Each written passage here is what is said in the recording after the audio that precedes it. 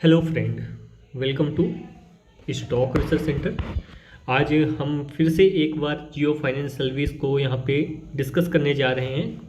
ये जो वीडियो है कंप्लीट वीडियो होगा, जैसा कि हमने पहले वीडियो में भी डिस्कस किया था कि हम जियो फाइनेंशियल के 100 शेयर को यहाँ पे बाई करके कैसे यहाँ पे 1 करोड़ की यहाँ पे वेल्थ क्रिएट कर सकते हैं लॉन्ग टर्म इन्वेस्टमेंट करके। और यहाँ पे आज की डेट में अगर जियो फाइनेंशियल के 100 शेयर को भी यहाँ पे बाई किया जाए तो जो टोटल कैपिटल लगेगी वो यहाँ पे 25,000 के आसपास यहाँ पे कैपिटल लगेगी। वहाँ से 1 करोड़ का यहाँ पे जो सफ़र है वो यहाँ पे हम बात करेंगे कि कैसे यहाँ पे अचीव होगा। यहाँ पे मार्केट में बहुत सारी जो स्टॉक हैं ये चीज़ें कर चुके हैं। हिस्ट्री बार बार रिपीट होती है, बट आपको हिस्ट्री को समझना और परखना आना चाहिए। हमने बहुत बार बताया कि अब मार्केट में अपॉर्चुनिटी रहती है, बट यहाँ पे लोग उस बात को इग्नोर करके यहाँ पे चले जाते हैं। हमारे जो पुराने वीडियो में जो रिस्पांस आपका था वो यहाँ पे गजब का था। इस वीडियो को भी अच्छा खासा यहाँ पे रिस्पांस दीजिएगा। और जो लाइक का टारगेट है इस वीडियो का मैं बढ़ा रहा हूँ। लाइक का टारगेट यहाँ पे 5 के लाइक का टारगेट यहाँ पे कंप्लीट करिएगा। दोस्तों के साथ हो सके तो इस वीडियो को यहाँ पे शेयर जरूर करिएगा। सारे जितने भी पॉइंट हैं हमारे वो पॉइंट को मैं यहाँ पे कवर आउट करने की कोशिश करूँगा एक एक करके। और जो भी डाउट रह जाए उसको कमेंट बॉक्स में कमेंट करके पूछ सकते हो। हमारा दो ही चीज़ है यहाँ पे। एक तो वीडियो को आप लाइक करिए, चैनल पे नए बने हैं चैनल को सब्सक्राइब करिए, क्योंकि हमारे 95% यहाँ पे जो व्यूअर हैं वो चैनल को सब्सक्राइब नहीं किए हैं। तो प्लीज़ यहाँ पे चैनल को सब्सक्राइब करके बेल नोटिफिकेशन ऑन कर लीजिए। इससे आपको फ्यूचर में वीडियो की नोटिफिकेशन यहाँ पे मिलती रहेगी। और लास्ट ये यहाँ पे दोस्तों के साथ शेयर करें और अपना रिव्यू ज़रूर दें। तो चलिए यहाँ पे शुरू करते हैं। जियो फाइनेंशियल है क्या चीज़। अगर आप मनी कंट्रोल पे जाएंगे तो मनी कंट्रोल पे KR चौकसी के द्वारा यहाँ पे एक रिपोर्ट पब्लिश की गई है, उसको भी आप जाके देख सकते हैं। जो शॉर्ट टर्म निवेश मतलब इन्वेस्टमेंट करते हैं शॉर्ट टर्म के लिए, वो जाके इस रिपोर्ट को ज़रूर देखिएगा कि जियो, हम ये नहीं बोलते कि जियो फाइनेंस के शेयर को बाई कर लीजिए। हम ये बोलते हैं कि जो चीज़ यहाँ पे मार्केट में है उसको सीखने का प्रयास जरूर करिए।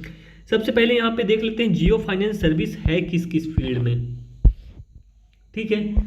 उसके बाद सारी चीज़ें यहाँ पे, सारी डाटा यहाँ पे हम डिस्कस करेंगे। इसका बिजनेस किस किस फील्ड पे है वो यहाँ पे डिस्कस कर लेते हैं। अगर ये आएंगे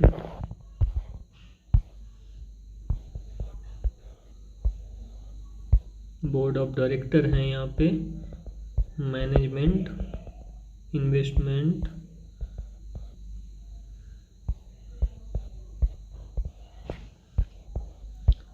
ये तो ठीक है किस फील्ड में है।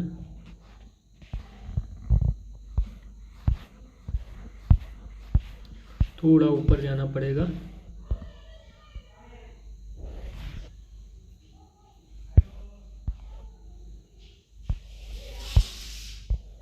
थोड़ा सा और ऊपर जाते हैं। अब यहाँ पे आपको देखने को मिलेगा कि जियो फाइनेंस सर्विस किस किस फील्ड में काम कर रहा है। अगर आप देखेंगे तो ये जो जियो फाइनेंस है, जियो फाइनेंशियल सर्विस लिमिटेड है। पहला यहाँ पे जियो फाइनेंस लिमिटेड है, JFL है, इस पे इन्वॉल्व है, डायरेक्टली यहाँ पे इन्वॉल्व है। और इसके बाद इसका जो दूसरा यहाँ पे सब ब्रांच है जिसको बोल सकते हैं जियो फाइनेंशियल ब्रोकिंग लिमिटेड, यानी ये ब्रोकिंग इंडस्ट्री में भी आ रहा है। और तीसरा जो है यहाँ पे जियो पेमेंट बैंक, यानी ये बैंकिंग सेक्टर में भी आ रहा है। जियो पेमेंट सॉल्यूशन लिमिटेड, मान लेते हैं कि ये बैंकिंग के अंडर ही है यहाँ पे।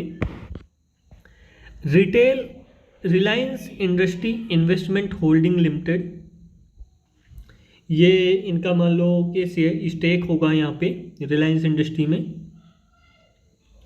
और लास्ट है यहाँ पे प्रपोज्ड AMC बिजनेस। जो म्यूचुअल फंड का यहाँ पे बिजनेस है उस पे भी ये उतर के आए हैं।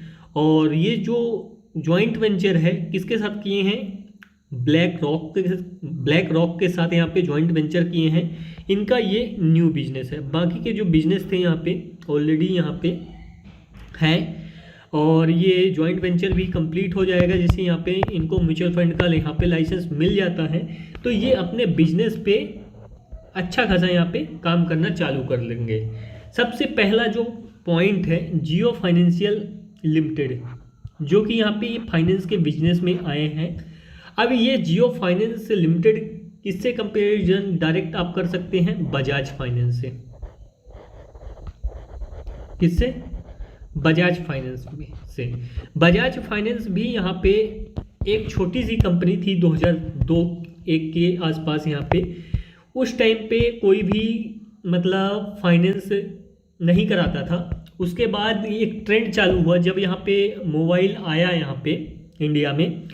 उसके बाद यहाँ पे बजाज फाइनेंस कंपनी ने मोबाइल पे यहाँ पे फाइनेंस चालू कर दिया कि कोई भी आप नया मोबाइल अगर परचेस करते हो तो उसको यहाँ पे फाइनेंस करा सकते हो बजाज फाइनेंस के थ्रू। तो यहाँ पे इनका क्या हुआ, बिजनेस इंक्रीज हुआ। और बिजनेस इंक्रीज हुआ तो प्रॉफिटेबिलिटी ऑलरेडी यहाँ पे इंक्रीज होगी। तो सेम चीज़ यहाँ पे जियो फाइनेंस लाया है। अब आ जाते हैं Screener.in पे। एक तरफ हम खोल लेते हैं बजाज फाइनेंस, बजाज फाइनेंस फिनसर खुल गया, बजाज फाइनेंस, और एक तरफ जियो फाइनेंस। बजाज फाइनेंस कितनी बड़ी कंपनी है वो यहाँ पे देखना है, जियो फाइनेंस कितनी बड़ी कंपनी है ये देखना है। जियो फाइनेंस कंपनी का जो मार्केट कैप है 1,60,000 करोड़ है। स्टॉक का प्राइस टू अर्निंग रेशियो अभी आप देखोगे तो स्टॉक आपको महंगा दिखाई देगा। करंट वैल्यू 252 के आसपास है, बुक वैल्यू यहाँ पे 182 है। अब यहाँ यहीं से आप कंपैरिजन कर सकते हो क्या, प्राइस से बुक वैल्यू का जो डिफरेंस है यही है। बाकी सारे लोग यहाँ पे कंपैरिजन कर रहे हैं, बट हम बहुत सारी चीज़ें लेके चल रहे हैं, एक ही चीज़ नहीं लेके चल रहे हैं। बट ये आइडिया आ जाता है कि इसका वैल्यूएशन क्या होने वाला है, प्राइस टू बुक वैल्यू।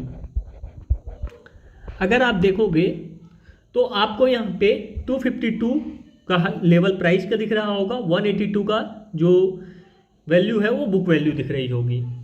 अब इस पे जो डिफरेंस है वो कितना है, मान के चलते हैं 18 दूनी 36, 360 नहीं है तो 1.4x का यहाँ पे डिफरेंस है। ठीक है, ये चीज़ें नोट कर लीजिए। स्टॉक का जो इंडस्ट्री का प्राइस टू अर्निंग रेशियो है यहाँ पे 21 है, अभी ये मैटर नहीं करता। स्टॉक ने लो बनाया था 203 का, हाईएस्ट 278 का, इतनी चीज़ नोट कर लो। अब यहाँ पे आ जाते हैं बजाज फाइनेंस में।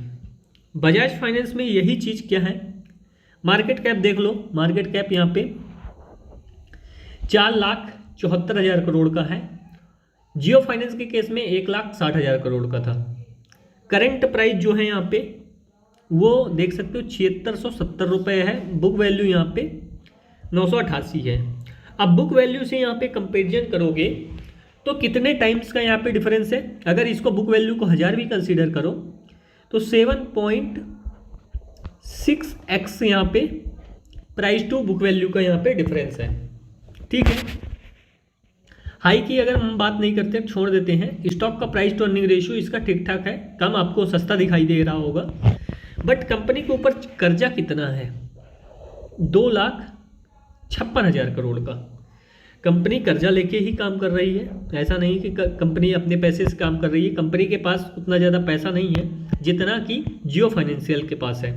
ठीक है, कर्जा लेके ही काम कर रही है तो कर्जा में इंटरेस्ट भी देना पड़ेगा। ठीक है, अब आ जाते हैं दूसरा कंपैरिजन। यहाँ पे अगर आप देखोगे, रिजल्ट छोड़ देते हैं, अभी तो ये लिस्ट हुआ है तो रिजल्ट तो अभी मतलब उतने शानदार नहीं होंगे जितने बजाज फाइनेंस के होंगे। बैलेंस शीट की कंपैरिजन कर लेते हैं। बैलेंस शीट किसकी स्ट्रॉन्ग है, ठीक है, इसका भी हम बैलेंस शीट ओपन कर लेते हैं।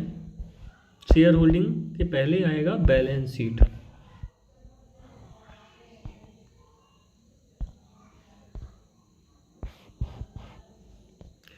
इसके बैलेंस शीट में आए, इसके पास जो रिजर्व है, ये देखो ये पॉइंट है रिजर्व का। रिजर्व कितना है?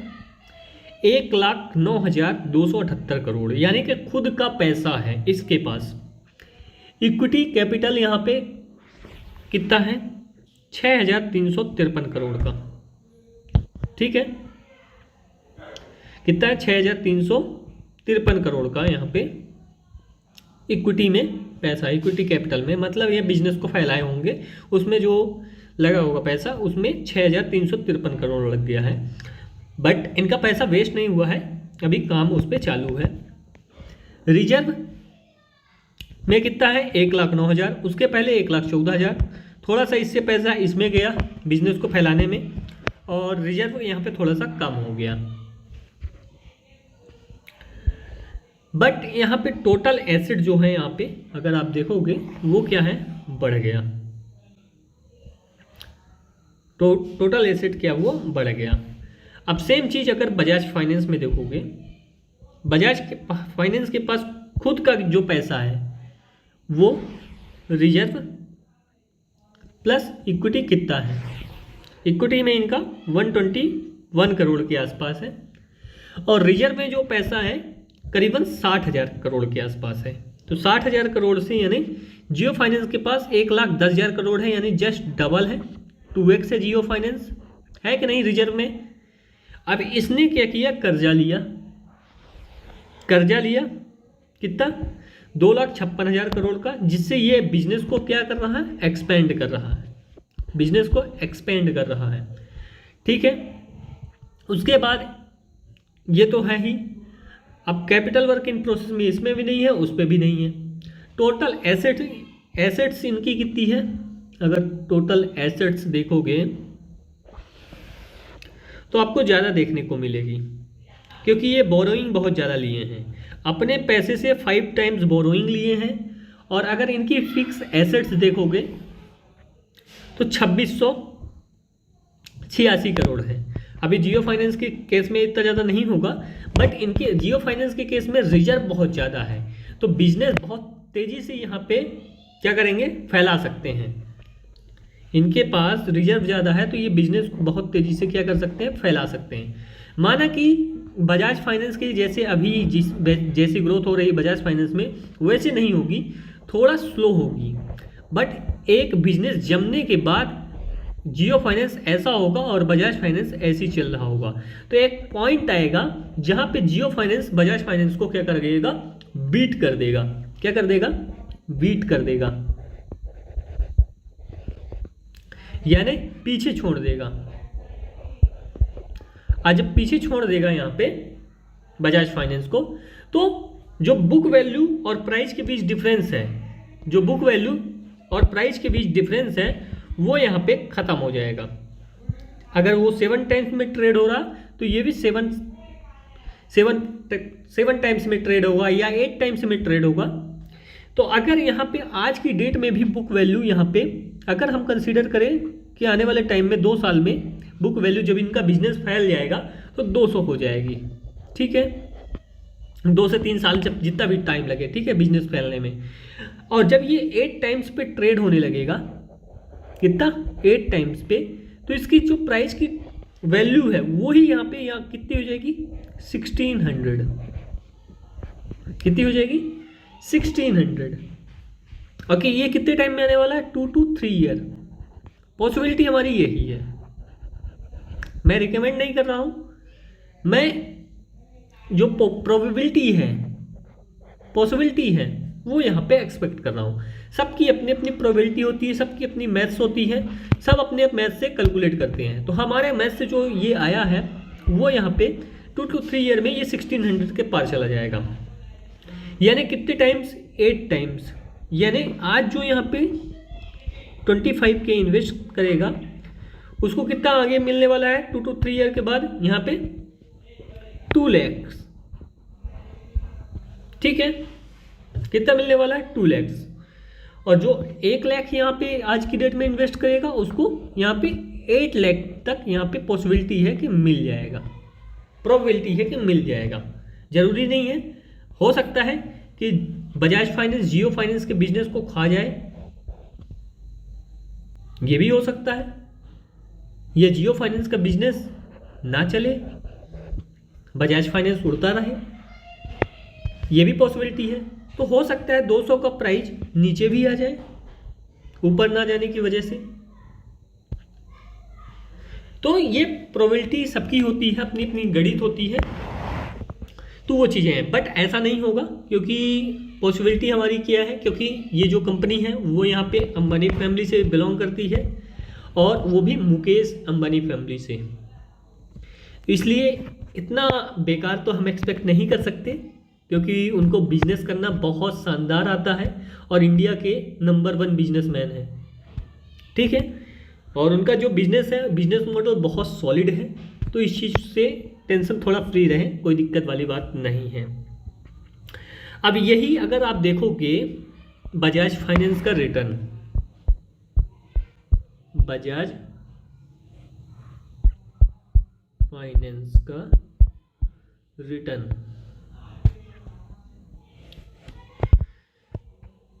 हम लगा लेते हैं ऑल टाइम का चार्ट, मैक्सिमम टाइम का चार्ट, कितने साल हुआ है पहले ये भी ट्रैक कर लेते हैं। 2002 में 5 रुपए का था, ये देखो 2002, ये 2001 ले लो, ठीक है।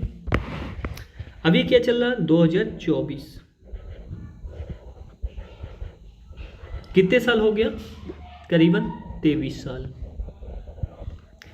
23 साल में बजाज फाइनेंस ने क्या रिटर्न दिया है वो यहाँ से देख सकते हो। डिविडेंड दिया है, डिविडेंड इंक्लूड नहीं है, मैं यहाँ बताऊँ डिविडेंड इंक्लूड नहीं है।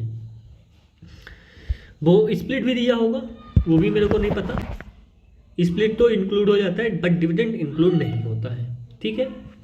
कितने टाइम्स का रिटर्न दिया है, अगर ये 2 डिजिट पॉइंट के बाद 2 डिजिट छोड़ दिया जाए तो ये टाइम्स रिटर्न हो जाता है। 100 मतलब 100 अगर है तो यानी 100% का रिटर्न दिया है, और 100 के बाद यानी ये जो अगर 1 आता है तो इतने गुना कैपिटल को किया है। अगर 200 आता है, 200% है, तो यानी कैपिटल को 2 टाइम्स किया है, सॉरी 3 टाइम्स किया है। 1 लाख को 3 लाख बनाया है, और 100% यानी 1 लाख को 2 लाख बनाया है, ठीक है। इसको बैक कर लेते हैं, ठीक है, इतनी चीज है। अब इसने कितने टाइम्स किया है ये देख लेते हैं, 1335 टाइम्स। कितना, 1335 गुना, यानी उस टाइम पे जो 1 लाख यहाँ पे इन्वेस्ट किया था बजाज फाइनेंस में, तो उसको यहाँ पे कितना मिला, 1335 लाख, ठीक है, यानी 13 करोड़ 35 लाख। समझ में आई। अगर हम सीआर में बात करें तो कितना, 1 लाख का और ऐड होगा इस पर, तो वो मैं ऐड नहीं किया हूँ, डायरेक्ट ऐसे ही हम इसको डायरेक्ट कर दिए हैं। तो 13 करोड़ 35 लाख यहाँ पे उसको मिला है। कितना, 1 लाख इन्वेस्ट करने में। तो क्या यहाँ पे जियो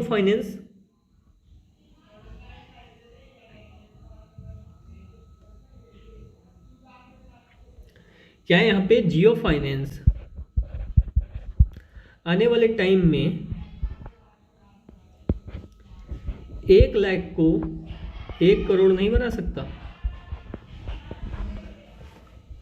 जरूर बना सकता है। पॉसिबिलिटी क्या है, 100%, मतलब 100 तो वही पॉसिबिलिटी मेरी क्या है बना सकता है 1 लाख को 1 करोड़। और अगर इसके बाद ये 5 साल में डबल भी कर देता है, तो यहाँ पे अगर ना बात करें इसका, हम क्या करते हैं 5 टाइम्स कर देते हैं, 4 टाइम्स कर देते हैं, तो भी यहाँ पे 4 3 12 3 करोड़ के आसपास हो जाता है। यानी 25K हम यहाँ पे अगर इन्वेस्टमेंट करते हैं तब भी पॉसिबिलिटी है कि यहाँ पे 3 करोड़ के आसपास अगर सेम रिटर्न देता है जियो फाइनेंस तो भी पॉसिबिलिटी है यहाँ पे कि ये रिटर्न जो है बन सकता है। तो जिन लोगों को वीडियो समझ में आया हो वीडियो को लाइक ज़रूर करें, चैनल पे नए बने चैनल को सब्सक्राइब करें, साथ ही जो बेल नोटिफिकेशन है उसको ऑन कर लें। अब लास्ट मोमेंट जो है यहाँ पे वो मैं दिखाने वाला हूँ, हमने कितना इन्वेस्ट किया है। हमारा टेम्परेरी भी हो सकता है और परमानेंट। ये देख सकते हो हमारा पोर्टफोलियो है, हमने एक ही स्टॉक को पकड़ के रखा है। कितना पकड़ के रखा है? 789 शेयर, करीबन 2 लाख के आसपास शेयर यहाँ पे के पकड़ के रखे हैं। और इसमें क्या पॉसिबिलिटी है, हम किस लेवल पे रुकेंगे? हम तो शॉर्ट टर्म ट्रेडर हैं, हम डेली बेसिस पे इस पे प्रॉफिट बना रहे हैं। अब कैसे बना रहे हैं वो आप सीख सकते हो। हमारे जो व्हाट्सअप चैनल है, व्हाट्सअप चैनल को ज्वाइन करके वहाँ से सीख सकते हो कि हम कैसे यहाँ पे प्रॉफिट बनाते हैं डेली बेसिस पे जियो फाइनेंस में। तो हम जियो फाइनेंस में कंप्लीट यहाँ पे ट्रेडर हैं, ना कि लॉन्ग टर्म इन्वेस्टमेंट कर रहे हैं।